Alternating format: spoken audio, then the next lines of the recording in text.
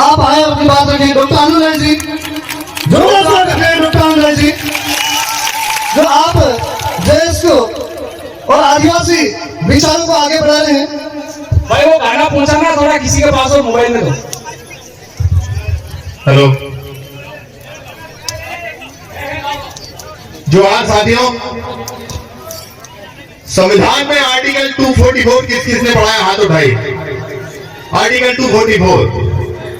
244 आपको ताकत देता है स्वशासन की, आदिवासियों का स्वशासन। और यदि आपको आदिवासियों के स्वशासन का एक एग्जाम्पल देखना हो तो इस बेड़का टापू पे आके देखिए कि किस तरीके से बिना पुलिस के, बिना एडमिनिस्ट्रेशन के आज इतने लोगों को इतना बड़ा कार्यक्रम करके दिखाया।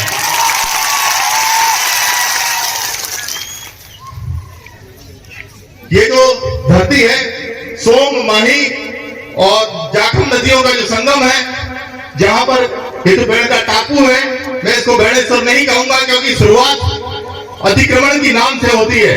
जब भेड़ के साथ ईश्वर जोड़ दिया जाता है तो भेड़ेश्वर होता है। मैं भेड़ेश्वर नाम नहीं बोलूंगा, मैं भेड़ का टापू ही बोलूंगा। और ये भेड़ का टापू आदिवासियों के स्वाभिमान का, आदिवासियों की अस्मिता का और आदिवासियों की पहचान का एक सबूत है कि वो भूमि है जो हजारों साल से, जो भेड़ का भील, जो माऊजी महाराज है, ये उनकी कर्म भूमि है। और इस कर्म भूमि को हम लेकर रहेंगे। और इस मंच से मैं आज राजस्थान के मुख्यमंत्री को चेतावनी देना चाहता हूं कि अपने राजस्व रिकॉर्ड में कलेक्टर को आदेश दे दो कि ये जो भूमि है इसको राजस्व रिकॉर्ड में आदिवासियों के नाम कर दे। और सिर्फ इस भूमि से काम नहीं चलेगा। जो संविधान में आपको पावर दिए हैं वो टीएससी के अंदर दिया, ट्राइबल एडवाइजरी काउंसिल। जो ट्राइबल एडवाइजरी काउंसिल, हमको डमी काउंसिल नहीं चाहिए, हमको ऐसा अध्यक्ष नहीं चाहिए जो चीफ मिनिस्टर जिसका चेयरमैन हो। उदयपुर का जो टीएससी का कार्यालय है उस पर भील प्रदेश और इस आदिवासी परिवार का कब्जा होना चाहिए। कम से कम 80% पोस्ट जो है, कम से कम 80% जो पोस्ट है वो आदिवासी परिवार के लोगों को आपको दी जाए। और आप लोग तय कीजिए कि अध्यक्ष कौन होगा। मैं आपसे वादा करता हूं कि 2023 के पहले वो आदमी टीएससी का चेयरमैन होगा। मेरी उच्च स्तर पे बात हुई और मैंने उनको बोला है कि जहां जहां पर टीएससी का गठन हुआ है वहां पर चीफ मिनिस्टर टीएससी का चेयरमैन नहीं होना चाहिए, वहां पर चेयरमैन आदिवासी समाज से होना चाहिए। और जो टीएससी की पावर मैं आपको बताना चाहता हूं कि टीएससी कैबिनेट से भी बड़ी होती है। कैबिनेट को जो पावर होते हैं उससे कहीं ज्यादा पावर अनुसूचित एरियो में टीएससी को दिए गए संविधान के अंदर। लेकिन कोई भी माई का लाल, कोई भी राष्ट्रपति, कोई भी राज्यपाल, चूंकि ये चंगू मंगू है उन सरकारों के, उन चट्टों के, तो ये इनको जमीन पर नहीं उतरने देते हैं।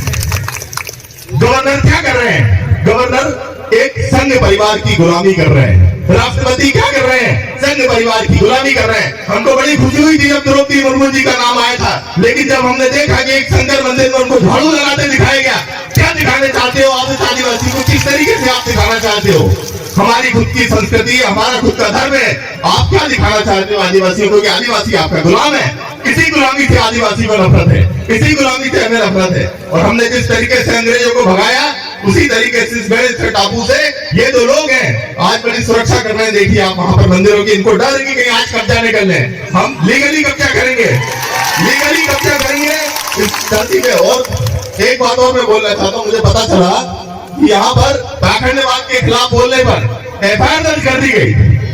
अरे पाखंडवाद के खिलाफ बोलने की आजादी तो संविधान देता है। मैं कोई डॉक्टर हूँ, मैं एक आई सर्जन हूँ, मैं आप माताओं बहनों से बोलना चाहता हूँ, कोई जरूरत नहीं है आपको उपवास करने की। न तीज, न चौथ, न छठ, न सप्ते, बढ़िया सप्ताह में एक बार कड़कनाथ खाइए। अरे कड़कनाथ का पालन हम करते हैं। और कड़कनाथ क्या बोल रहा है? ये पाखंडी, ये पुजारी, ये कड़कनाथ खा रहे हैं, ये राजनीति के सौदागर कड़कनाथ खा रहे हैं। हमको कड़कनाथ खाने की जरूरत है। उन माताओं बहनों में कड़कनाथ में आयरन होता है। सब्जी खाइए, दूध खाइए, अंडा खाइए, खूब खाइए और खूब मेहनत करिए। यदि आप लोग अच्छा नहीं खाएंगे तो आपके बच्चे कुपोषित हो जाएंगे, आपके बच्चे कुपोषित हो जाएंगे, आपका डीएनए कमजोर हो जाएगा। यही तो ये लोग चाहते हैं कि आप लोग उपास रहो, 8-8, 10-10 दिन आप उपास रहिए। तो हमको इस पाखंडवाद से दूर होना है। जहां तक संस्कृति का दिमाग का सवाल है, मैं आपको बहुत सारे उदाहरण दे सकता हूँ। महाकालेश्वर का नाम आपने सुना होगा। महाकालेश्वर की स्थापना किसने की? उज्जैन की स्थापना किसने की? गर्दभील ने की। गर्दभील के कुल देवता थे। गर्दभील का लड़का जो था उसका नाम राजा विक्रमादित्य था। राजा विक्रमादित्य के कुल देवता हैं। छत्तीसगढ़ के अंदर बमलेश्वरी माई है, बमलेश्वरी माताई है, वो इसी विक्रमादित्य की कुल देवी थी। आप आज जाके देखिए कि बमलेश्वरी में भी कब्जा है टीकुओं का और उज्जैन में भी कब्जा है। ओंकारेश्वर के अंदर ओंकारेश्वर की स्थापना राजा बंधाता जो थे नादुवीर ने ओंकारेश्वर की स्थापना की। आज आप ओंकारेश्वर में जाके देखिए, ओंकारेश्वर में उन्हीं लोगों का कब्जा है। तो यदि आप लोगों ने आवाज नहीं उठाई तो धीरे धीरे करके आपके जितने भी आस्था स्थल है 90% जो आस्था स्थल है वो पहाड़ों पे है। तो पहाड़ों पे कौन रहता था? आदिवासी रहते थे। वहां जो देवी देवता किसके हैं? आदिवासियों के हैं। सारे ये यूपी बिहार के पंडे कहां से आ गए? हमारे संस्थानों पे, हमारे आस्था स्थलों पे हमको कब्जा करना होगा। हम संवैधानिक तरीके से, हम तो लोग हैं, संविधान को मानने वाले लोग हैं, हमको मजबूर मत करिए कि हम बिरसा मुंडा टंकिया भील के रास्ते पे जाएं।